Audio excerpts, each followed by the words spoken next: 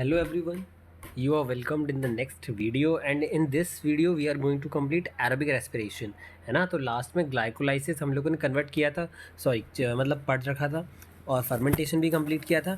अब हम लोग ना एरोबिक रेस्पिरेशन कंप्लीट करेंगे। तो देखो, जो आपके एरोबिक रेस्पिरेशन है इसमें क्या है कि आपकी जो कार्बोहाइड्रेट्स हैं और जितने भी सबस्ट्रेट्स हैं इनमें जो हाई एनर्जी ना प्रेजेंट है बॉन्ड्स की वजह से, अब वो ना हम ब्रेक करके एनर्जी को रिलीज़ करवाएंगे, छोटे छोटे स्टेप्स में रिलीज़ करवाएंगे और उससे क्या है एटीपी का फॉर्मेशन हो जाएगा जो कि स्टोर एनर्जी करेंसी की तरह काम करेगा। मतलब वो स्टोर हो जाएगा एटीपी मतलब हमारे पास, और जब ज़रूरत पड़ेगी तो हम लोग उसको यूज़ कर पाएंगे। ठीक है, तो उसके अलावा हम लोग स्टार्ट करते हैं। For aerobic respiration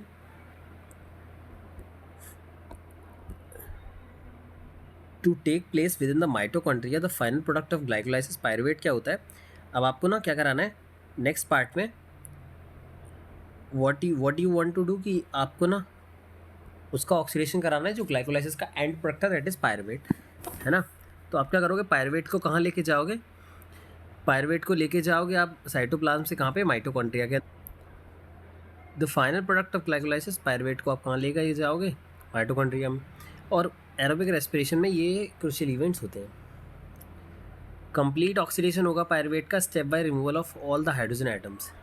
hydrogen atoms जो हैं वो स्टेप वाइज रिमूव होंगे पायरुवेट से और ऑक्सीडेशन होता जाएगा। देखो, रिमूवल ऑफ हाइड्रोजन और एडिशन ऑफ द ऑक्सीजन, है ना, ये दोनों ऑक्सीडेशन होते हैं। तो हाइड्रोजन निकल रहे हैं तो ऑक्सीडेशन हो रहा है 3 CO2 मॉलिक्यूल्स को लीव करके।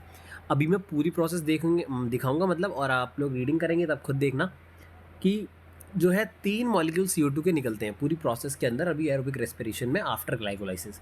ठीक है, तो leaving 3 molecule of CO2, the passing of on electrons removed as the part of the hydrogen atoms to the molecular oxygen with simultaneous synthesis of the ATP। अब जो इलेक्ट्रॉन्स हैं वो hydrogen के रिमूव होने के साथ ना H+ रिमूव होता है, तो उसके साथ ही जो इलेक्ट्रॉन है, इलेक्ट्रॉन क्या होता है, इलेक्ट्रॉन ETS में जाता है और वो इलेक्ट्रॉन जाता है किसके पास, मॉलिक्यूलर ऑक्सीजन के पास। अभी आप ETS पढ़ेंगे तो पूरा क्लियर होगा। फिर जैसे ही ऑक्सीजन के पास जाता है तुरंत ही क्या बन जाता है, उसके साथ ही इलेक्ट्रॉन के पास होने के साथ साथ ही क्या है एटीपी का फॉर्मेशन हो जाता है। इंटरेस्टिंग क्या है जानना कि जो पहली प्रोसेस है वो मैट्रिक्स में होती है, mitochondria, while the second phase जो होता है वो कहाँ होता है, इनर मेम्ब्रेन ऑफ माइटोकॉन्ड्रिया। मतलब पहला स्टेप जो ग्लाइकोलाइसिस के बाद है, 2 स्टेप हो रहे हैं। पहला स्टेप कहाँ हो रहा है, in the matrix of the mitochondria, और जो दूसरा स्टेप है that is occurring in the membrane, inner membrane. ठीक है, आउटर कह देगा तो गलत हो जाएगा, इनर मेम्ब्रेन में हो रहा है। ठीक है, उसके बाद क्या है, जो पायरुवेट है जो कि ग्लाइकोलाइटिक कैटाबॉलिज्म से बना था, किसके, कार्बोहाइड्रेट के, साइटोप्लाज्म में बना था, ये माइटोकॉन्ड्रिया के मैट्रिक्स में जाएगा और इसमें ऑक्सीडेटिव डीकार्बोक्सिलेशन होगा by a complex set of reaction catalysed by pyruvate dehydrogenase. समझ रहे हो, तो कॉम्प्लेक्स सेट ऑफ रिएक्शंस होंगी जिससे कि निकलेगा क्या, मतलब बनेगा क्या फाइनली। देखो, सबसे पहले जो रिएक्शन होती है दैट इज़ लिंक रिएक्शन। ठीक है, it is connection link between the glycolysis and the Krebs cycle. तो उसी के बारे में बात कर रहे हैं इसमें, है ना। ऑक्सीडेटिव डीकार्बोक्सिलेशन होता है जो कि पायरुवेट डीहाइड्रोजनेज से ना कैटाबोलाइज होती है।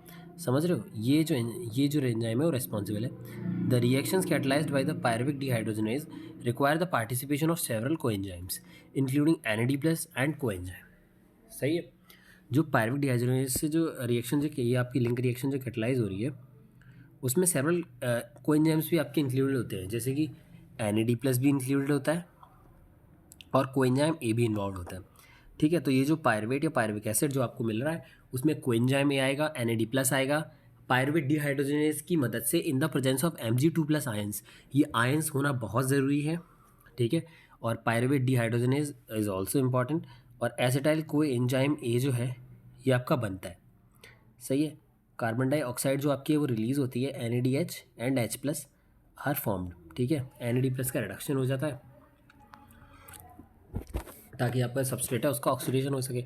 During this process we 2 molecules NADH के प्रोड्यूस होते हैं from the metabolism of 2 molecules of pyruvic acid.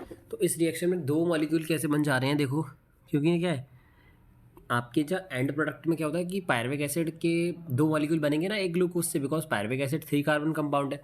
तो दो पायरुविक एसिड है, तो एक बार रिएक्शन होगी तो एक एक NADH बन जाएगा, दोबारा होगी तो फिर एक और NADH। तो इसलिए बोल रहा है दो मॉलिक्यूल NADH के बन गए वन ग्लूकोज से, है ना, ग्लाइकोलाइसिस के दौरान।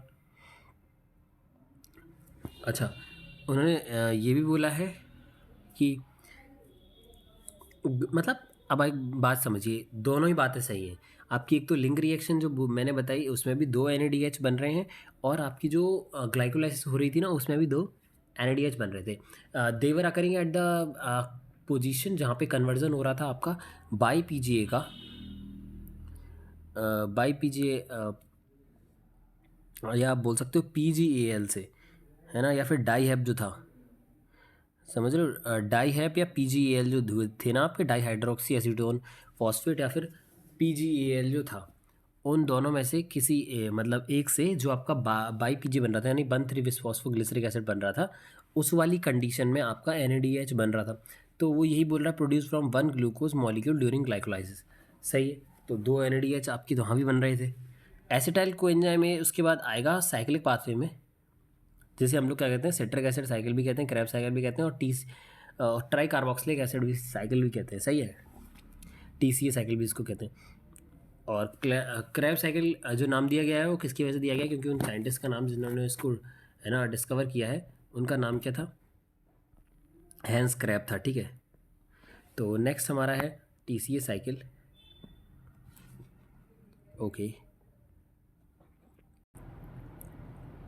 The TCA cycle starts with the condensation of acetyl group with the oxalic acid, oxaloacetic acid।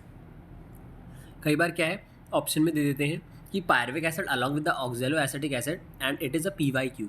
ठीक है, तो उसमें क्या है, हम लगता है कि यार पायरुविक एसिड तो बना ही हुआ है और अब TCA स्टार्ट होनी है, तो हम लोग क्या करते हैं, इसको pyruvic acid along with the oxaloacetic acid कर देते हैं, तो वो गलत हो जाता है। यहाँ क्या है कि लिंक रिएक्शन भी होती है, और लिंक रिएक्शन के अंदर बन जाता है एसिटाइल कोएंजाइम A। ठीक है, आपको पता है पायरुवेट हमारा मिलता है लिंक रिएक्शन में, हमें पायरुवेट में रिएक्शन करने के लिए पायरुवेट मिलता है ग्लाइकोलाइसिस से, NAD+ लेते हैं, कोएंजाइम A लेते हैं, है ना, अभी आपको रिएक्शन दिखाई थी ना ऊपर, वो सब मिलके फिर हमें फाइनली क्या मिल जाता है। ठीक है, तो ऑक्जेलोएसिटिक एसिड के साथ एसिटाइल ग्रुप लगता है। ठीक है, तो उसके बाद and water to yield citric acid, and water is also using, है ना, सिट्रिक एसिड भी यूज़ हो रहा है, तो सिट्रिक एसिड भी मिल जाता है हम लोग को। ठीक है, और वाटर भी यूज़ हो रहा है इस प्रोसेस में, एंड ये जो रिएक्शन है ये कैटलाइज होती है by the enzyme citrate synthase. ठीक है, सिट्रेट सिंथेज ये enzyme is also using, enzyme भी याद रखना होता है और आपको रिएक्टेंट्स भी याद रखने होते हैं। Oxaloacetic acid along with the acetyl, है ना, तो एसिटाइल जो बन रहा है, एसिटाइल ग्रुप जो बन रहा है आपका। ठीक है, एसिटाइल कोएंजाइम ए भी जिसे बोल सकते हैं। ठीक है, तो और उसके बाद रिलीज़ क्या हो रहा है, कोएंजाइम ए का एक मॉलिक्यूल रिलीज़ हो रहा है। आपने उसको यूज़ कब किया था, लिंक रिएक्शन के अंदर यूज़ किया था, एंड वो रिलीज़ कहाँ हो रहा है, आपके पहले स्टेप में। किसके पहले स्टेप में, आपके क्रैब साइकिल के पहले स्टेप में रिलीज़ हो रहा है। ठीक है, और आपका एक मॉलिक्यूल कोएंजाइम में रिलीज़ हो जाता है। सिट्रेट जो है उसके बाद आइसोसिट्रेट में कन्वर्ट होता है। इसके बाद आपके दो स्टेप होते हैं डीकार्बोक्सिलेशन के, जिसमें कि आपकी अल्फ़ा कीटो ग्लूटेरिक, है ना, एसिड बनता है। उसके बाद आपका क्या बनता है, सक्सिनाइल कोएंजाइम में, देन आपका बनता है सक्सिनिक एसिड बन जाता है। ठीक है, एक बार ना पूरी साइकिल देख लेते हैं उससे ना, फिर उसके बाद रीडिंग कर लेंगे। सबसे पहले हमारे पास होता है pyruvate is going to convert into the acetyl coenzyme A, and then it is going to, ये हो गई आपकी लिंक रिएक्शन में आपको देखो मैंने आपको बोला था कि कोएंजाइम ए यूज़ हो रहा था, और इस रिएक्शन में जो है पहला वाला जो रिएक्शन होता है जिसमें कि कंडेंसेशन होता है एसिटाइल कोएंजाइम ए का और ऑक्जेलोएसिटिक एसिड का, है ना, वाटर के साथ, है ना, तो उसमें क्या है, कोएंजाइम में रिलीज़ हो जाता है, बाहर चला जाता है। इसमें शो नहीं किया गया है, पर हाँ कोएंजाइम में आपका रिलीज़ हो जाता है। उसके बाद ना आपका पहला स्टेप क्या है, पहला स्टेप देखो, पहला स्टेप ये हो गया। उसके बाद जो है citric acid is converted into the, बेटा क्या है कि आइसोसिट्रिक में, सही है, फिर सिस एकोटेनिक में, पर वो दिखाई नहीं गए हैं, है ना, आपको केवल इतना याद रखना है। कि सिट्रिक एसिड से अल्फा कीटो ग्लूटेरिक एसिड बन रहा है। This is the only 5 carbon compound in the whole Krebs cycle. आपको 5 कार्बन कंपाउंड का और कोई 5 कार्बन का नहीं मिलेगा कंपाउंड, ठीक है। तो यही है। और सिट्रिक एसिड से जब आपका अल्फा कीटो ग्लूटेरिक एसिड बन रहा होता है तब आपका डी कार्बोक्सिलेशन होगा, है ना, क्योंकि अकेला 5 कार्बन का है, सिट्रिक एसिड तो 6 कार्बन का है। तो उसके बाद यहाँ पर ना आपका एक CO2 निकल जाता है, डी कार्बोक्सिलेशन हो गया, और along with the D carboxylation आपका ऑक्सीडेशन भी होता है। तो इसको बोलते हैं, ऑक्सीडेशन क्यों हो रहा है, क्योंकि NADA+ जो है वो रिड्यूस हो रहा है और ये जो है ये ऑक्सीडाइज हो रहा है। तो इसको बोलते हैं ऑक्सीडेटिव डी कार्बोक्सिलेशन, ठीक है। और एक और बार ऑक्सीडेटिव डी कार्बोक्सिलेशन होता है। पहले तो जो है अल्फा कीटो ग्लूटेरिक एसिड जो है आपका सक्सिनल कोएंजाइम ए में कन्वर्ट होता है, देन सक्सिनिक एसिड में कन्वर्ट होता है ना। लेकिन ये दिखाया नहीं गया है। इस जगह जो होता है आपका सक्सिनाइल कोएंजाइम ए भी बनता है ना, सक्सिनाइल का कोएंजाइम ए भी बनता है। और उसके बाद जब सक्सिनाइल कोएंजाइम ए से सक्सिनिक एसिड बनता है तो GDP का, और GDP देन साइमल्टेनियसली आपका GDP बन जाता है। ये आप यहाँ पढ़ेंगे, पूरा अच्छे से दे रखा है GDP GTP, इससे साइमल्टेनियसली आपका क्या बन जाता है, ATP बन जाता है, पर वो अभी आगे दे रखा है, तो ठीक है। और आपका यहाँ पर भी डी कार्बोक्सिलेशन हो रहा है क्योंकि ये 5 कार्बन का अलोन था, उसके बाद 4 कार्बन के मिलेंगे आपको सारे कंपाउंड आगे। तो यहाँ पे जब डी कार्बोक्सिलेशन होता है, CO2 का रिलीज होता है, तो यहाँ पर भी आपका ऑक्सीडेशन होता है, NAD+ का रिडक्शन होता है, और अल्फा कीटो ग्लूटेरिक एसिड जो है that is going to convert into the succinic acid. And succinic acid में ये कन्वर्ट होने के साथ ऑक्सीडेशन भी हुआ है क्योंकि NAD+ का रिडक्शन हुआ है और इसका ऑक्सीडेशन हुआ, समझ रहे हो ना। ये तो रिड्यूस हुआ तो ये ऑक्सीडाइज हुआ, रिडॉक्स रिएक्शन वही तो होती है, एक का ऑक्सीडेशन हो रहा है और एक का रिडक्शन, है ना। तो एक NADH और NH+ यहाँ पर मिल जाता है। तो दो हो गए आपकी क्या, ऑक्सीडेटिव डी कार्बोक्सिलेशन, है ना। ऑक्सीडेशन भी हो रहा था और डी कार्बोक्सिलेशन भी हो रहा था। देन जो सक्सेनिक एसिड है that is going to convert into the malic acid. जब वो मैलिक एसिड में कन्वर्ट हो जाएगा तो इस प्रोसेस के ड्यूरिंग क्या होता है, आपका जो FAD+ है वो FADH2 में कन्वर्ट हो जाता है, ठीक है। FAD+ का क्या काम होता है, FADH2 से भी आपके दो जो है ATP बन जाते हैं, NADH से आपके जो है 3 ATP बन जाते हैं एक से, और एक FADH2 से आपके पास 2 ATP बन जाते हैं। और जो आपका मैलिक एसिड है that is going to convert into the oxaloacetic acid. और ये जो malic acid oxaloacetic acid में कन्वर्ट हो रहा है, इसके ड्यूरिंग भी आपका एक NADH+H+ बन जाता है ना। ये भी आपका ऑक्सीडेशन प्रोसेस है, पर ये डी कार्बोक्सिलेशन नहीं है ना। तो oxidative decarboxylation are only 2 steps. आपको बहुत अच्छे से इसको बार बार देखते रहना है ना। ऑक्जेलो एसिटिक एसिड, ठीक है, ये डन है, ओके। एंड दिस ये सक्सिनिक एसिड से मैलिक एसिड बन रहा होता है, आपको याद रखना है। वैसे तो आपको पता है फ्यूमेरिक एसिड जब बन रहा होता है, ठीक है, जब आपका सक्सिनिक एसिड से फ्यूमेरिक एसिड बनता है और फिर उसके बाद फ्यूमेरिक एसिड से मैलिक एसिड बनता है।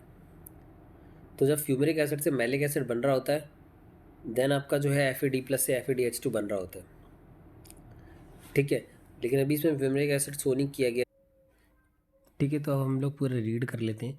तो आपका जो है अल्फा कीटो ग्लूटारिक एसिड के बाद सक्सिनिक एसिड सक्सिनल कोएंजाइम में बनता है, देन सक्सिनिक एसिड बन जाता है। Remaining step citric acid cycle में सक्सिनल कोएंजाइम में बन जाता है। उसके बाद जो है फाइनली जो है ऑक्जेलो एसिटिक एसिड जो है आपका फाइनली बन जाता है, बिकॉज वो ना आपको रेगुलरली चाहिए।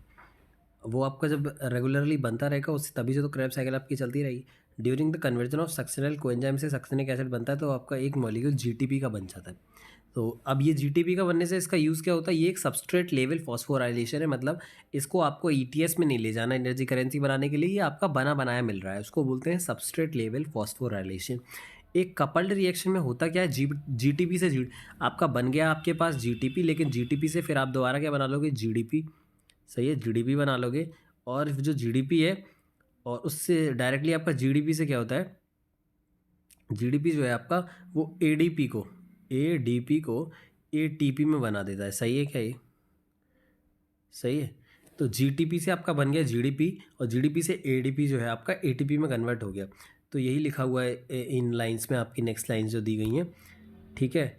Simultaneous synthesis of ATP from ADP also there are 3 points होते हैं जिसमें कि NAD+ NADH में रिडक्शन हो रहा है। पहला पॉइंट जो होता है वो आपका होता है कि सिट्रिक एसिड से according to NCERT when it is converting into the alpha keto glutaric acid. दूसरा अल्फा कीटो ग्लूटारिक एसिड से जब सक्सेनिक एसिड में कन्वर्ट हो रहा है तब भी आपका क्या है, आपका एक मॉलिक्यूल जो है NADH बन रहा होता है। तीसरा जो होता है वो होता है आपका जब मैलिक एसिड है ना, मैलिक एसिड जो 4 कार्बन का है वो ऑक्जेलो एसिटिक एसिड में कन्वर्ट हो रहा होता है। अकॉर्डिंग टू NCERT वहाँ पर भी आपको क्या है, NADH+H+ का फॉर्मेशन मिलता है, ठीक है। और एक पॉइंट होता है जब आपका FAD+ से FADH2 बन रहा होता है, that is the point when the succinic acid is going to convert into the fumaric acid, है ना, but according to NCERT when succinic acid is converted into the malic acid, सही है। The continued oxidation of acetyl coenzyme A via the TCA cycle requires the continued replacement of the oxaloacetic acid. लगातार आपको oxalo acetic acid जो है वो डालना पड़ेगा ताकि आपका क्या है, आपका एक कंटिन्यूसली क्रैब साइकिल चलता चलता रहे। In addition it also requires regeneration of NAD+ and FADI। आपको ना अब ये भी चाहिए, अब आप रिड्यूस किसे करोगे, समझ रहे हो, अब आप इन्हें रिड्यूस करोगे तभी तो आपका जो है ऑक्सीडेशन कंप्लीट हो पाएगा, समझ रहे हो। अब NAD+ ही नहीं होता तो NADH+H+ कहाँ से बनता, FAD+ नहीं होता तो FADH2+ जो है आपका कहाँ से बनता है ना। तो वो आपको बनाने के लिए ये भी आपको ना दोबारा से चाहिए। इस इक्वेशन की समरी हमारे पास कुछ इस प्रकार से आ जाती है, ठीक है। देखेंगे इसमें क्या है पूरी प्रोसेस में, ठीक है।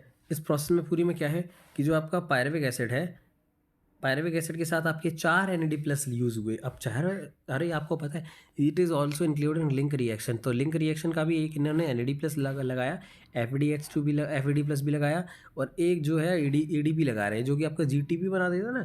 तो वो ना सिंपली आपका GDP ना दिखा के ADP दिखा दिया है। प्लस इसके अलावा फॉस्फेट भी लगता है क्योंकि ADP के साथ तो लगेगा ही, सही है। माइटोकॉन्ड्रिया का मैट्रिक्स है।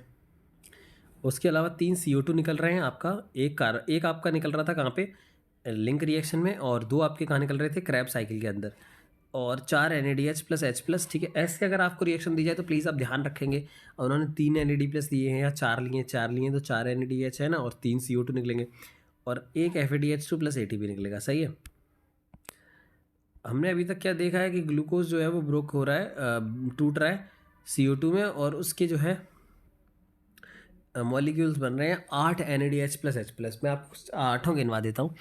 जो आपके देखो ये जो आपको दिख रहे हैं ना NADH+H+ क्रैब साइकिल के, इनका क्या है, एक बार साइकिल नहीं चलती, 2 बार चलती है, समझ में आया।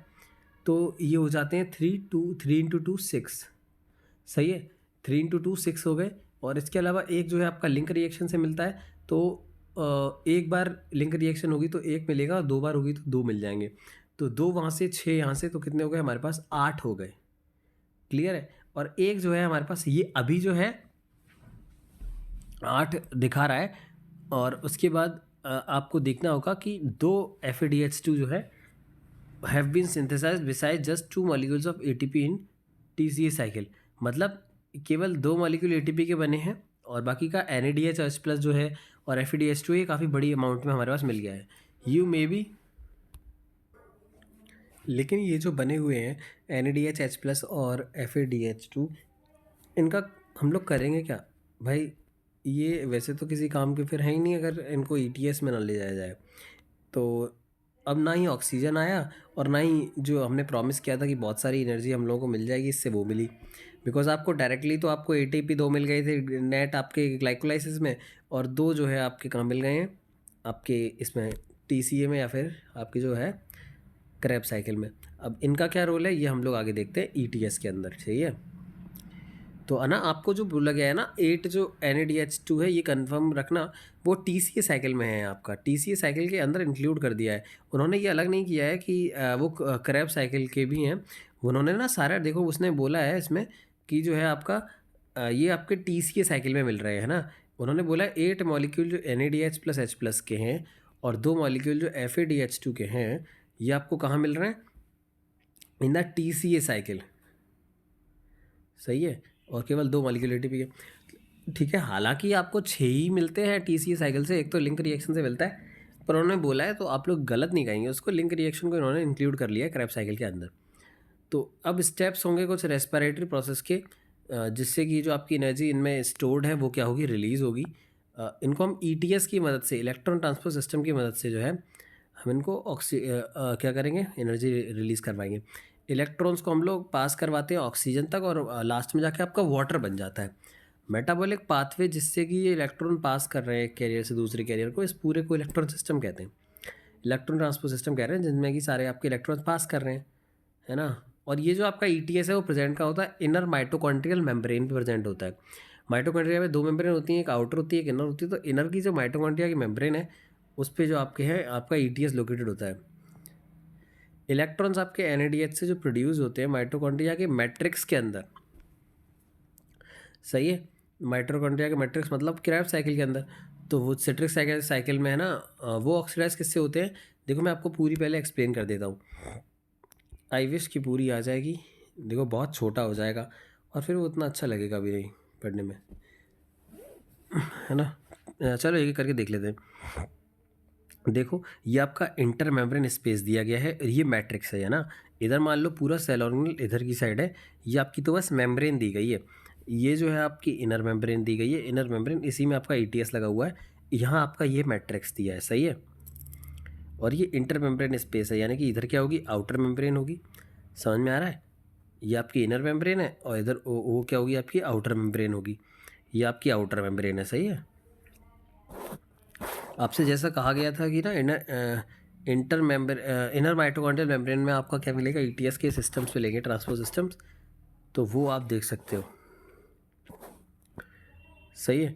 तो पहला जो होता है वो होता है NADH डिहाइड्रोजनेज। सबसे पहले तो आपके पास NADH H+ आए हैं, तो अब इनको क्या करना है, वापस से NAD+ में कन्वर्ट करना है, तो इससे जो इलेक्ट्रॉन पास होंगे दैट सबसे पहले हमारे पास होंगे FMN के पास, है ना, फ्लेविन मोनोन्यूक्लियोटाइड, सही है। FMN के पास होते हैं सबसे पहले 2 इलेक्ट्रॉन, और वो इसको देता है FES को, ठीक है। और वो जो FES को मिलते हैं, जैसे वो FES क्या करता है, इनको किसको देता है, UQ को। UQ क्या है, इलेक्ट्रॉन कैरियर्स हैं। UQ जैसे इसको लेता है ना इलेक्ट्रॉन्स को, वो क्या हो गया, रिड्यूस हो गया। अब कोई इलेक्ट्रॉन ले रहा है तो वो क्या हो जाएगा, रिड्यूस हो जाएगा, तो वो कन्वर्ट हो जाता है UQH2 में। और ये UQH2 सेकंड को कॉम्प्लेक्स को नहीं देता, ये किसको देता है, it gives the electrons to the complex third, and the complex third is the cytochrome BC1। समझ में आया। तो आपको जो आपको कॉम्प्लेक्स थर्ड है वो कौन सा है, साइटोक्रोम BC1। अब इससे इलेक्ट्रॉन UQH2 से आपके साइटोक्रोम B के पास आएंगे, उसके बाद FES के पास जाएंगे, इसमें भी जैसे आपके NADH डिहाइड्रोजनेस जो आपका कॉम्प्लेक्स था 1, उसमें जो आपके गए थे FES के पास, वैसे ही आपके पास इसमें जाएंगे, उसके बाद साइटोक्रोम C1 के पास जाएंगे। अब इसके बाद जो है इलेक्ट्रॉन साइटोक्रोम C के पास जाते हैं। ये भी आपका क्या है, एक इलेक्ट्रॉन कैरियर है, जो कि आपका जो है इनर मेम्ब्रेन की आउटर साइड पे लगा हुआ होता है, क्लियर है। ये पूरी तो इनर मेम्ब्रेन ही है, NCERT पढ़ेंगे तब पता चलेगा आपको। ये outer membrane of the outer side of the inner membrane पे साइटोक्रोम C आपका कॉम्प्लेक्स होता है। ये इलेक्ट्रॉन को लेके किसको देता है, फोर्थ कॉम्प्लेक्स को। फोर्थ कॉम्प्लेक्स क्या होता है, फोर्थ कॉम्प्लेक्स साइटोक्रोम C को क्या है, ये खुद तो रिड्यूस्ड है, अब इसको ऑक्सीडाइज कर रहा है ये, तो फोर्थ कॉम्प्लेक्स का नाम क्या हो जाता है, साइटोक्रोम C ऑक्सीडेज, है ना। क्योंकि ये साइटोक्रोम C जो आ रहा है वो खुद रिड्यूस्ड है, तो उसको ऑक्सीडाइज करने का काम आपका कॉम्प्लेक्स 4 कर रहा है, तो ये क्या होगा, साइटोक्रोम C ऑक्सीडेज, है ना। और इसके साथ ही यहाँ पर ही क्या होता है, आपका वाटर का फॉर्मेशन होता है कॉम्प्लेक्स 4 में। तो आप देख रहे हो ऑक्सीजन का रोल कहाँ आया, पूरी जितनी भी ये सारी रिएक्शंस हो रही थी ग्लाइकोलाइसिस से लेके आपकी क्रैब साइकिल भी होगी, लेकिन ऑक्सीजन का यूज़ नहीं आया। ऑक्सीजन का यूज़ होता है कॉम्प्लेक्स 4 में आके ETS के अंदर, इसके लिए देख रहे हो। और इसका इतना बड़ा रोल होता है कि ये इलेक्ट्रॉन को एक्सेप्ट करके H+ और O2 की प्रेजेंस में ये H2O वाटर बना देता है, सही है। अब एक चीज़ रह गई कि हमारे पास फ्यूमरेट भी तो था, सही चीज़ है, हमारे पास जो है FADH2 भी थे। तो आपका NADH2 का तो NADH+ जो थे आपके, उनका तो आपने कॉम्प्लेक्स 1 में देख लिया, पर जो FADH है ना, FADH2, उनका क्या करोगे। तो वहाँ पर क्या है, जो कॉम्प्लेक्स सेकंड होता है वो रोल प्ले करता है, क्योंकि आपने अभी देखा था कॉम्प्लेक्स थर्ड के पास पहले इलेक्ट्रॉन जा रहे थे, बीच रह गया था कॉम्प्लेक्स सेकंड, तो कॉम्प्लेक्स सेकंड आपका यहाँ रोल प्ले करता है, ठीक है। वो किस में कन्वर्ट हो जाता करता है, सक्सिनेट को फ्यूमरेट में कन्वर्ट करता है, समझ रहे हो, है ना। आपने क्रैब साइकिल में देखा था सक्सेनिक एसिड से फ्यूमरिक एसिड बन रहा था, यहाँ पे उल्टा हो जाता है, आमीन टू से सीधा हो रहा है ना। वैसे जैसा वहाँ होता है वैसा ही इस जगह कुछ होता है, आप याद रख सकते हो, इसलिए मैंने बोला है कि कॉम्प्लेक्स सेकंड के अंदर क्या किससे क्या कन्वर्ट हो रहा होता है, तो आपका जो है सक्सिनेट से फ्यूमरेट बन रहा होता है। और जो यहाँ पे है, जैसा पहले NADH डिहाइड्रोजनेज था, ऐसे ही ये क्या करता है, FADH से जो इलेक्ट्रॉन लेता है FADH2 से, और वो जो इलेक्ट्रॉन है वो यहाँ पास करा देता है, वो भी ये भी FES को देता है, यानी कि 3 कॉम्प्लेक्स ऐसे हो गए जिनमें FES प्रेजेंट है। और ये क्या करता है, ये भी सेम आपके कॉम्प्लेक्स 1 की तरह कॉम्प्लेक्स सेकंड भी यूबिक्विनॉन को आपके इलेक्ट्रॉन पास करा देता है, और यूबिक्विनॉन जो है इसे इन इलेक्ट्रॉन को लेने के बाद रिड्यूस हो जाता है, यूबिक्विनॉल में कन्वर्ट हो जाता है, और ये अपने जो इलेक्ट्रॉन है फाइनली किसको देता है, साइटोक्रोम बी को। ये भी आपका साइटोक्रोम बी को देता है और ये भी आपका साइटोक्रोम बी को देता है। तो दोनों के दोनों ही आपके साइटोक्रोम बी को क्या दे रहे हैं, इलेक्ट्रॉन दे रहे हैं। वो जो है आपके एफ को पास हो रहे हैं, एफ जो है आपका साइटोक्रोम C1 को दे रहा है। तो मैं केवल अभी इलेक्ट्रॉन्स की बात कर रहा हूँ, है ना। फिर ये फाइनली आपके साइटोक्रोम सी को दे देते हैं फिर से इलेक्ट्रॉन जो है आपके, है ना। ये कॉम्प्लेक्स सेकंड से आ रहे हैं, वो भी आपके फाइनली ऐसे जा रहे हैं, सही है। और साइटोक्रोम सी से फिर आपके कॉम्प्लेक्स 4 के पास चले गए, ठीक है। तो वो ऐसे बोल सकता है कि कॉम्प्लेक्स फर्स्ट से और कॉम्प्लेक्स सेकंड से दोनों से इलेक्ट्रॉन जो है आपके कहाँ जा रहे हैं, कॉम्प्लेक्स थर्ड के पास जा रहे हैं, सही है। वैसे तो अगर हम लोग देखते कि अगर ये लोग सीक्वेंस में होते तो ये सिस्टम सारे, है ना, तो फर्स्ट से सेकंड से थर्ड में, लेकिन फर्स्ट और थर्ड दोनों से, सॉरी फर्स्ट और सेकंड से दोनों से मिला के इलेक्ट्रॉन थर्ड के पास जा रहे होते हैं। तो थर्ड से जो है साइटोक्रोम सी की मदद से कॉम्प्लेक्स 4 के पास इलेक्ट्रॉन आते हैं। और जो कॉम्प्लेक्स 4 है उसमें कॉपर के 2 सेंटर होते हैं और आपके साइटोक्रोम ए और A3 होते हैं, और इसी में आपका वाटर का प्रोडक्शन हो रहा होता है। अब फाइनली जो होता है कि इसके साथ साथ क्या हो रहा होता है, देखो एक चीज़ हम लोगों ने नहीं, मैंने अभी तक नहीं बताई है, दैट इज़ ना, आपके जितने भी ये सारे कॉम्प्लेक्स दिख रहे हैं उसमें हाइड्रोजन पंप करे जा रहे हैं आउटसाइड।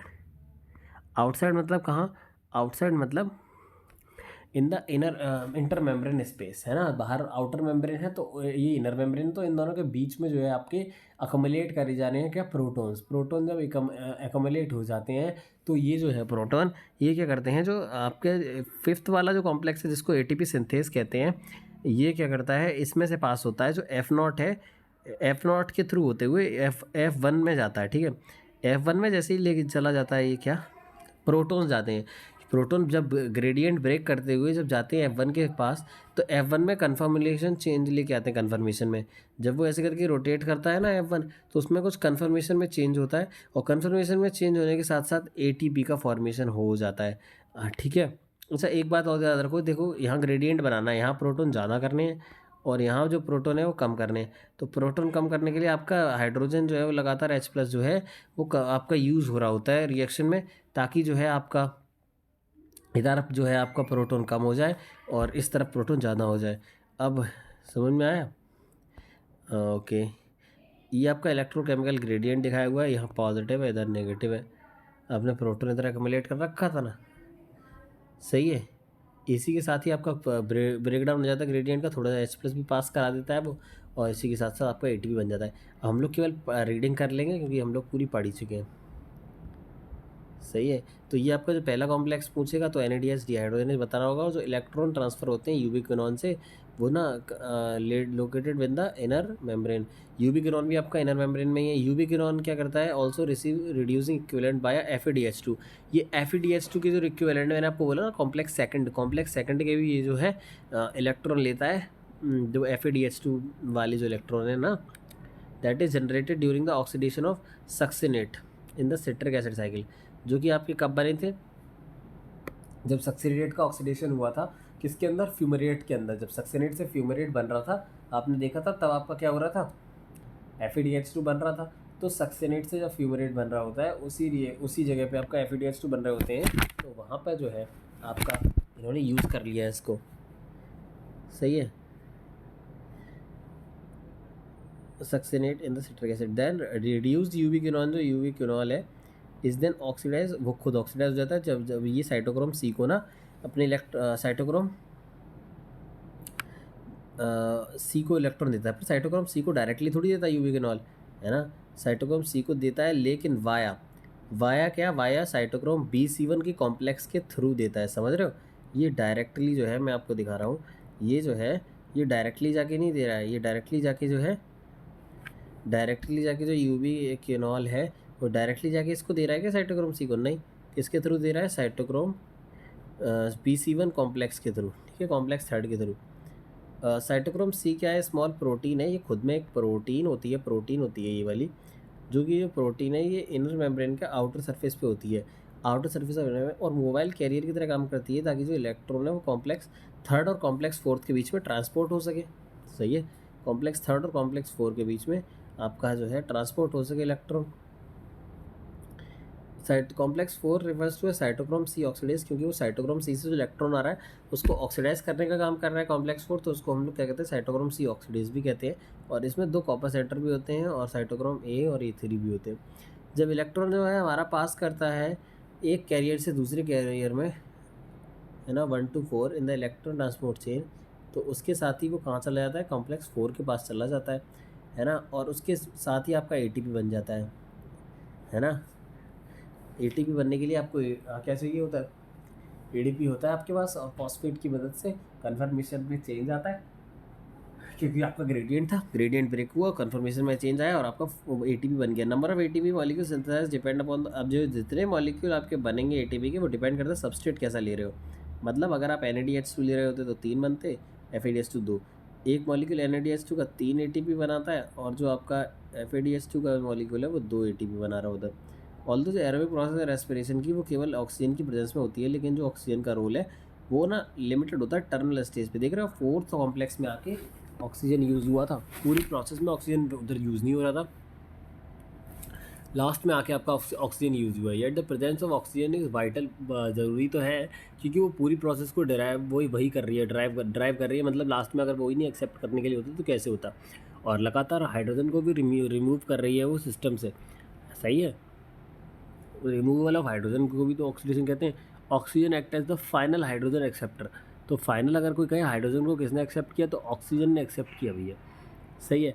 अनलाइक जैसा कि आपका ऐसा नहीं है कि जो आपको फोटो फॉस्फोराइलेशन में होता है, जहाँ पे जो लाइट एनर्जी है उसकी मदद से जो है जो आपका प्रोटॉन ग्रेडियंट बनता है लाइट की मदद से, यहाँ पे लाइट की मदद से नहीं बनता, यहाँ पे आपका ETS की मदद से बन रहा है, ठीक है। रेस्पिरेशन में क्या है, it is the energy of oxidation reduction, जो है ना, ऑक्सीडेशन रिडक्शन होता रहता है ETS में, जिसकी मदद से ग्रेडियंट बन जाता है, सही है। तो उस अगर कोई पूछे तो आपका पूछा जाए कि रेस्पिरेशन के अंदर जो है प्लांट्स में, सॉरी एनिमल्स के अंदर जो है आपका प्रोटॉन ग्रेडियंट कैसे बन रहा है, तो आप लोग क्या कहोगे कि यार ये ऑक्सीडेशन रिडक्शन की मदद से बन जाता है, ठीक है। Is the energy of the oxidation and the reduction, सही है। यू हैव ऑलरेडी स्टडीड, हम लोग पहले ही पढ़ चुके हैं अबाउट द मैकेनिज्म, ठीक है। कीमो ऑस्मोटिक हाइपोथेसिस हम तो नहीं पहले पढ़ चुके मेरा मतलब है अभी, अब मुझे नहीं पता है, लेकिन आप लोगों ने पढ़ रखा होगा, तो आप लोगों ने केमी ऑस्मोटिक हाइपोथेसिस में पढ़ रखा होगा कि कैसे कैसे प्रोटॉन ग्रेडियंट बनता है, ठीक है। Transport system utilise in the synthesising ATP with the help of ATP synthase. Complex fifth की मदद से कैसे, तो ये कॉम्प्लेक्स फिफ्थ जो है आपका उधर भी प्रेजेंट होता है क्लोरोप्लास्ट की मेम्ब्रेन में, है ना। ऐसे यहाँ से क्या है 4H+ से जो है आपका एक एटीपी का फॉर्मेशन हो रहा होता है, सही है। कॉन्फॉर्मेशन में चेंज आया और जो है आपका एक एटीपी बन गया। दिस कॉम्प्लेक्स में 2 मेजर कंपोनेंट होते हैं, एक F1 F0। F1 जो है वो पेरीफेरल है, आपका बाहर की साइड पेरीफेरी पर है। F0 जो है आपका वो, है ना, ये भी प्रोटीन के होते हैं, और F0 जो है आपका मेम्ब्रेन में होता है, सही है। और इनऑर्गेनिक फॉस्फेट भी प्रेजेंट होता है, तभी तो वो बन पाते हैं। F0 जो है इंटीग्रल मेम्ब्रेन प्रोटीन है, जो कि है चैनल बनाती है, जिसके थ्रू आपके जो है प्रोटॉन पास करते हैं। प्रोटॉन जो है आपके इसके थ्रू ही पास करते हैं, F0 के थ्रू, है ना। The passage of proton through the channel is coupled to the catalytic site, the F1 component of the production of ATP। जो प्रोटॉन का जो पास पैसेज हो रहा है चैनल से, वो उसके साथ साथ ही क्या है ATP का प्रोडक्शन हो जाता है, जैसे जैसे प्रोटॉन पास करते हैं। फॉर एक ATP बनाने के लिए 4 हाइड्रोजन पास करते हैं, ठीक है। अकॉर्डिंग टू न्यू NCERT दोनों ही आपके डायग्राम में भी और थ्योरी में दोनों ही 4 हाइड्रोजन कर रखे हैं, तो आप भी कहेंगे कि 4 हाइड्रोजन से ही क्या है आपका एक ATP बन रहा होता है। From the inter membrane space से मैट्रिक्स में पास करता है, क्योंकि आपका ग्रेडियंट की तरह इंटर मेम्ब्रेन में, तो उधर से जब आपका इधर मैट्रिक्स में पास करेगा तो जो है आपके पास ग्रेडियंट ब्रेक होगा, वहीं पे आपका जो है ATP बन जाएगा। नेक्स्ट हम लोग देखेंगे रेस्पिरेटरी बैलेंस शीट, है ना। तो ये पॉसिबल है कि हम लोग ये पता कर पाए कि नेट ये हमारे पास ATP का कितना हो रहा है, सही है। तो हम लोग पता कर सकते हैं कि हर एक ग्लूकोज मॉलिक्यूल से कितने सारे ATP हमारे पास बन रहे हैं, लेकिन ये ना पॉसिबल तभी है जब कुछ हम लोग एज्यूम कर सकें, मतलब कुछ आपके एजम्पशंस लेने होते हैं, तो फिर ये कंडीशंस रहेगी तो आप एग्जैक्टली बता सकते हो कि हाँ आपका कितनी ATP का फॉर्मेशन होता है। कुछ अजम्पशंस होते हैं, जैसे कि आपका क्या होता है कि हमेशा जो सिक्वेंशियल मैनर में फंक्शन चल रहा होता है, मतलब with one substrate forming the next and with the glycolysis. मतलब वो ये कह रहा है कि आपका जो है बिल्कुल एकदम जो प्रोसेस है लीनियरली सीक्वेंस में चलेगा। मतलब आपका सबसे पहले ग्लाइकोलाइसिस होगा, देन आपके क्रैब साइकिल होगा, देन ईटीएस होगा। पर कभी कभी क्या होता है कि किसी किसी में आपके जो है आपके क्रैब साइकिल यानी कि टीसी साइकिल होती ही नहीं है ना। जैसे कि आपकी जो है एनारोबिक एस्पिरेशन में तो ये तो होता नहीं, तो हम लोग ये तो नहीं कह सकते है ना। और भी काफ़ी सारी चीज़ें होती हैं जिसमें कि सिक्वेंशली सारे जो आपके प्रोसेस हैं सारे सिक्वेंशली नहीं हो रहे होते, ठीक है। एनएडीएच जो बन रहा है ग्लाइकोलाइसिस में, उसको ट्रांसफ़र कहाँ कर रहे हैं, माइटोकॉन्ड्रिया में। लेकिन क्या होता है कभी कभी क्या है एनएडीएच उसको अब आपको माइटोकॉन्ड्रिया में लाना होगा, चाहे कहीं भी बन रहा है उसको माइटोकॉन्ड्रिया में लाओगे इनर मेम्ब्रेन में, तभी वो ईटीएस के थ्रू पास करेगा, तभी आपका एटी बन पाएगा। लेकिन क्या है एनएडीएच कभी कभी किसी और काम में भी यूज़ हो जाते हैं, तो एनएडीएच आपका आना ही आना चाहिए माइटोकॉन्ड्रिया के अंदर, सही है। और कोई सा भी जो इंटरमीडिएट है वो कुछ और बनाने के लिए यूज़ नहीं होना चाहिए, मतलब एकदम एज इट इज चलनी चाहिए कि ऐसा नहीं है कि बीच में से कोई और सबस्ट्रेट जो है वो कहीं और किसी में यूज़ हो जाए, नहीं। सारे सबस्ट्रेट लीन मतलब एक से दूसरे में, दूसरे से तीसरे में, कोई भी कहीं यूज़ नहीं हो सकता। केवल ग्लूकोल रेस्पायर होगा, कोई और रेस्पायर जो है ना ही तो अंदर आ सकता है और ना ही लीव करेगा इंटरमीडिएट स्टेजेस पे, ठीक है। केवल ग्लूकोज को सबस्ट्रेट की तरह यूज़ कर रहे हैं, पर क्या ऐसा होता है नहीं।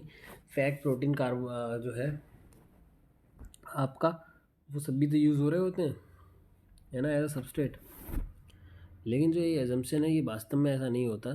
साइमल्टेनियसली क्या है सारे चल रहे होते हैं, सीक्वेंस में नहीं चल रहे होते, साइमल्टेनियसली सारे सिस्टम काम कर रहे होते हैं। जैसे उन्होंने बोला था ना, एक के बाद दूसरी से दूसरा एक हो गया फिर दूसरा होना चाहिए। Substrate enter the pathways and are withdrawn from it, है ना। तो जैसे कि आपसे बोला गया था कि सारे जो प्रोसेस हैं वो ऐसा नहीं है कि एक के बाद एक के बाद हो रहा है, साइमल्टेनियसली सारे हो रहे होते हैं बॉडीज में। और जो है आपका ये बोला जाता है कि सबस्ट्रेट जो है ना ही यू मतलब कोई ना तो जो सब बीच में जो बन रहे हैं जितने प्रोडक्ट, ना ही वो आपका जो है इस प्रोसेस के बीच में से निकाला जा सकता है, ना ही इस जो प्रोसेस चल रही है ऑक्सीडेशन की इसमें डाला जा सकता है। पर ऐसा नहीं होता, एटीपी को यूटिलाइज करते हैं एज एंड व्हेन नीडेड, जब ज़रूरत पड़ती है, ठीक है, तो हम लोग उसको यूटिलाइज कर लेते हैं और किसी काम के लिए। एंजाइमेटिक रेट्स आर मतलब ये जो एंजाइमेटिक रेट्स हो रहे हैं ये काफ़ी सारे फैक्टर्स हैं उस पर डिपेंड करती है। यार it is useful to do this exercise to appreciate the beauty, है ना। ये ज़रूरी होता है, ये हमारे काम में आता है। Beauty and efficiency of living system in the extraction and storing energy, है ना, एनर्जी को स्टोर करने में काम आ रहा है। यहाँ पे नेट गेन 38 एटीपी का हो रहा है एक ग्लूकोज के मॉलिक्यूल से। अब उसने बता रखा है कैसे। लेट अस कंपेयर फर्मेंटेशन को एरोबिक रेस्पिरेशन से। फर्मेंटेशन केवल ना पार्शियल ब्रेकडाउन होता है ग्लूकोज का, जबकि आपका जो एरोबिक रेस्पिरेशन में उसमें कम्प्लीटली आपका जो ऑक्सीडेशन होता है वो होता है, ठीक है। फर्मेंटेशन के अंदर यहाँ पे नेट गेन होता है केवल 2 मॉलिक्यूल ऑफ एटीपी का, जब आपका जो है ग्लूकोज जो है पायरुविक एसिड में कन्वर्ट हो रहा है, जबकि बहुत सारे मॉलिक्यूल्स बनते हैं आपके एरोबिक के अंदर। एनएडीएच जो बन रहा है वो एनएडी प्लस में बहुत स्लोली फर्मेंटेशन में चेंज होता है, जबकि रिएक्शन बहुत तेज़ होती है एरोबिक रेस्पिरेशन में जब वो ईटीएस में हो रही होती है, ठीक है। तो ये वाली जो रिएक्शन है ये बहुत रैपिडली होती है फर्मेंटेशन के अंदर, एनएडीएच से एनएडी प्लस में कन्वर्जन, जबकि जो है ये बहुत स्लोली होती है फर्मेंटेशन में, जबकि बहुत तेज़ कहाँ होती है आपका एरोबिक रेस्पिरेशन में। एम्फीबोलिक पाथवे क्या होता है, जो ग्लूकोज है वो रेस्पिरेशन मतलब का ऐसा नहीं है केवल ग्लूकोज होता है, कई सारे सबस्ट्रेट यूज़ करते हैं, पर फेवरेट है जो आप कहेंगे सबस्ट्रेट है रेस्पिरेशन के लिए वो ग्लूकोज है। जितने भी कार्बोहाइड्रेट है पहले वो ग्लूकोज में कन्वर्ट होते हैं, जिसमें जब रेस्पिरेशन में की प्रोसेस में जाने से पहले वो ग्लूकोज में कन्वर्ट हो जाते हैं जितने कार्बोहाइड्रेट्स हैं। और जो सबस्ट्रेट हैं वो भी रेस्पायर करे जा सकते हैं, ठीक है। And has been mentioned earlier but they do not have respiratory pathway as the मतलब और भी हैं, लेकिन वो ऐसा नहीं हो सकते मतलब उनका पाथवे ऐसा नहीं होता जैसे कि आपका ग्लूकोज का होता है। ऐसा नहीं, बाकी सारी बाकी और ऐसे जो मटेरियल है, जो भी आपका प्रोटीन वगैरह है, वो एक एज ए सबस्ट्रेट काम नहीं कर सकता रेस्पिरेशन में, लेकिन वो एज इस उसके स्टेप्स ऐसे नहीं हो सकते। आप जब फिगर देख सकते हो आप ये वाला, जो डिफरेंट सबस्ट्रेट हो सकते हैं उनका जो एंट्री पॉइंट है रेस्पिरेशन के अंदर वो डिफरेंट होता है। आप देख पा रहे होगे अमीनो एसिड जो है वो पहले जो है पायरुविक एसिड में कन्वर्ट होते हैं, देन वो आपके रिएक्शन में आगे जा सकते हैं।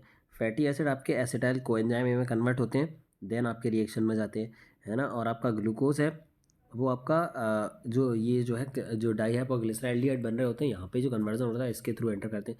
तो ना आपके डिफरेंट डिफरेंट जगह से एंटर करते हैं रेस्पिरेटरी पाथवे में। फैट्स जो है पहले उनको ग्लिसरॉल और फैटी एसिड में चेंज होना पड़ेगा। देखो क्लियरली आपको दिखाया हुआ है ना। फैटी एसिड फैट को आपको फैटी एसिड और ग्लिसरॉल में चेंज होना पड़ेगा, फिर वो जो है आपका एसिटाइल कोएंजाइम में जाके रेस्पिरेटरी पाथवे को ज्वाइन कर सकते हैं। Fats would need to be broken down into the glycerol and fatty acid, ठीक है। अगर if fatty acid were to be respired तो they first degraded acetyl coenzyme में, और अगर फैटी एसिड को रेस्पायर होना है तो वो एसिटाइल कोएंजाइम में कन्वर्ट होगा, उसके बाद वो पाथवे में जा सकता है। ग्लिसरॉल जो है आपका, जो ग्लिसरॉल आपको दिखाया रखा है कि ग्लिसरॉल जो है आपका वो किस में कन्वर्ट होने के बाद पाथवे में जा सकता है, पीजीएल में कन्वर्ट होने के बाद, है ना। आप देख सकते हो जो ग्लिसरॉल है that is going to convert into the glycerol जो है वो आपका डाईहैप में कन्वर्ट हो रहा है ना। डाईहैप या पीजीएल में कन्वर्ट हो रहा है, उसके बाद आपका जा रहा है, सही है, सही है। जो ये लिखा हुआ है proteins would be degraded by the proteases and individual amino acid जो हैं आपके, मतलब पहले तो आपका जो है प्रोटीन्स प्रोटीएजेस की मदद से टूटता है, और फिर उसके बाद जो इंडिविजुअल अमीनो एसिड हैं अब उनके स्ट्रक्चर पे डिपेंड करते हुए वो क्रैब साइकिल में या फिर पायरुवेट या एसिटाइल कोएंजाइम के थ्रू जो है आपके क्रैब साइकिल में एंटर कर जाते हैं, सही है, समझ रहे हो। तो पहले जो है आपके जो अमीनो एसिड्स हैं उनको ना अमीनो एसिड्स को पायरुविक एसिड में या फिर इसमें मेंशंस है जो लिखा हुआ एनसीईआरटी में, वो उनके स्ट्रक्चर पर डिपेंड करता है कि वो कहीं भी क्रैब साइकिल इसी स्टेप के थ्रू एंटर कर सकते हैं रेस्पिरेटरी पाथवे में, डिपेंडिंग ऑन देयर स्ट्रक्चर। उनके स्ट्रक्चर पर डिपेंड करता है वो किस जगह एंटर करेंगे, सही है। तो क्रैब साइकिल में ऐसे वो एंटर कर सकते हैं। सिंस जो रेस्पिरेशन है involve break down of the substrate, respiratory process traditionally भी कंसिडर्ड अ कैटाबॉलिक प्रोसेस, लेकिन ये जो होती है ये अब पता चल रहा है हम लोग कैटाबॉलिक ही नहीं होती, ये हमारा जो है ये मतलब जो है एफ वी वाले होता है। क्यों, देखो आपको बताता हूँ। Eight which points in the respiratory pathway different substrate जो है वो एंटर कर सकते हैं, आपको पता ही है, सारा कुछ बता रखा है। अमीनो एसिड कैसे एंटर कर सकते हैं, फैटी एसिड कैसे कर सकते हैं, ग्लिसरॉल कैसे कर सकते हैं, और जो है और इसके अलावा जो है कि ये जो कंपाउंड्स हैं इनको निकाला भी जा सकता है पाथवे से।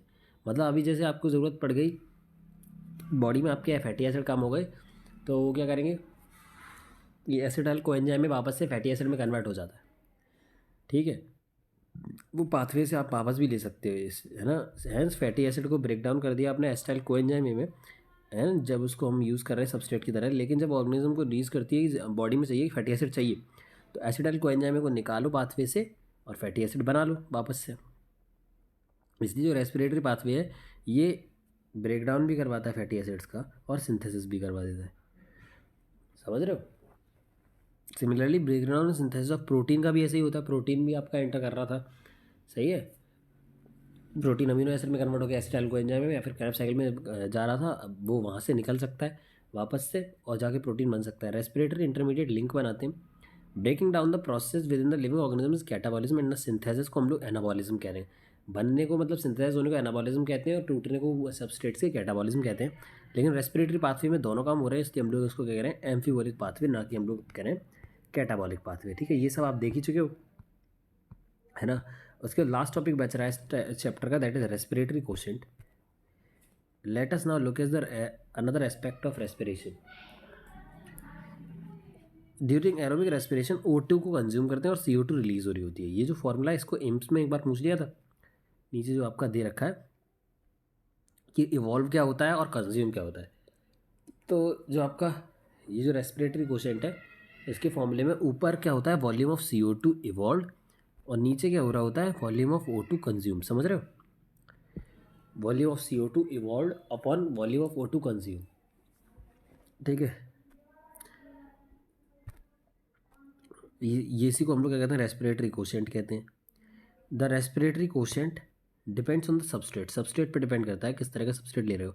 कार्बोहाइड्रेट का जो है हमने देखा था रेस्पिरेटरी कोशेंट 1 आता है, क्योंकि वॉल्यूम ऑफ CO2 6 CO2 आपके रिवॉल्व हो रहे होते हैं अपॉन 6 O2, तो वो 1 हो जाता है। सही है,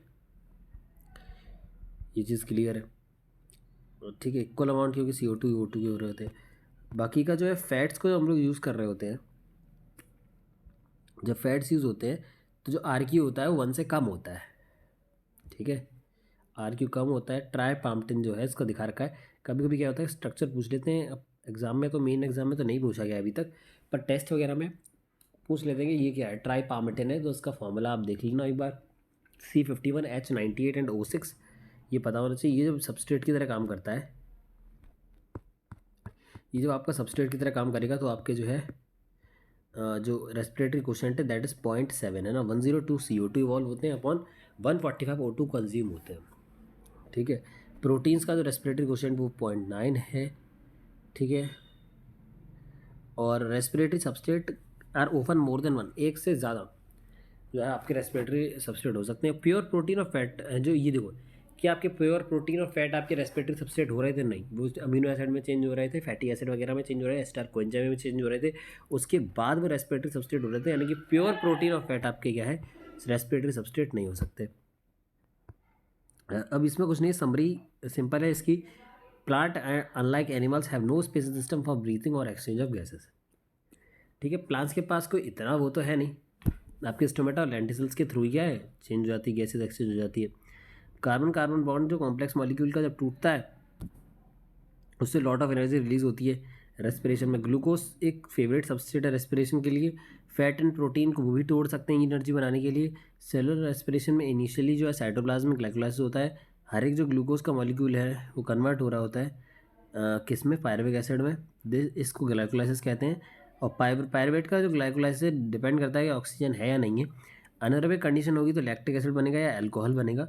फर्मेंटेशन जो होता है अनारोबिक कंडीशन में होता है बहुत सारे प्रोकैरियोट्स के अंदर, यूनिसेलुलर यूकैरियोट्स के और जर्मिनेटिंग सीड्स के अंदर एनारोबिक कंडीशन होती है। यूकैरियोटिक ऑर्गेनिज्म में एरोबिक रेस्पिरेशन होता है ऑक्सीजन की प्रेजेंस में। Pyruvic acid is transported mitochondria में ले जाते हैं पायरुविक एसिड को, ताकि आपका जो है बाद में वो एसिटाइल कोएंजाइम में कन्वर्ट होता है और CO2 निकल जाती है। क्लियर है, ये बात किसकी कर रहा है, क्रैब्स साइकिल की। सही है ना, with the release of CO2 या फिर लिंक रिएक्शन एसिटाइल कोएंजाइम में, उसके बाद TCA साइकिल में जाता है, यानी कि लिंक रिएक्शन की बात कर रहा था वो। देखो एक जगह कई जगह वो यूज़ कर लेते हैं लिंक रिएक्शन को एज अ क्रैब साइकिल, लेकिन उसने यहाँ पे बताया कि बीच में एसिटाइल कोएंजाइम ए जो है उसमें कन्वर्ट हो रहा होता है। आपको पता ही है कि जब आपका पायरुवेट आता है तो वहाँ पे आपका कोएंजाइम ए भी आता है, NAD+ भी आते हैं, तो वहाँ पे एसिटाइल कोएंजाइम ए भी बन जाता है। एसिटाइल कोएंजाइम ए वो TCA साइकिल में जाता है और जो है आपका जो कि मैट्रिक्स में होती है माइटोकॉन्ड्रिया की, ये दोनों ही जो है NADH2 और FADH2 ये आपकी क्रैब साइकिल में बनते हैं। एनर्जी जो है इनकी ग्लाइकोलाइसिस में ATP बनाने काम आती है। This is accomplished through a system of ETS के थ्रू, है ना। लोकेटेड कहाँ है, जो इनर मेम्ब्रेन और माइटोकॉन्ड्रिया। इलेक्ट्रॉन जब वो पास करते हैं तो जो एनर्जी रिलीज होती है उससे ATP बन जाता है। ऑक्सीडेटिव फॉस्फोराइलेशन इसे हम लोग कहते हैं। ऑक्सीजन क्या है, अल्टीमेट एक्सेप्टर है किसका, आपका इलेक्ट्रॉन्स का, और वाटर बन जाता है। रेस्पिरेटरी पाथवे एक एम्फीबोलिक पाथवे जिसमें कैटाबॉलिज्म एनाबॉलिज्म दोनों चीज़ें होती हैं। और रेस्पिरेटरी क्वेश्चन रेस्पिरेटरी सबस्ट्रेट पे डिपेंड करता है। ठीक है, थैंक यू।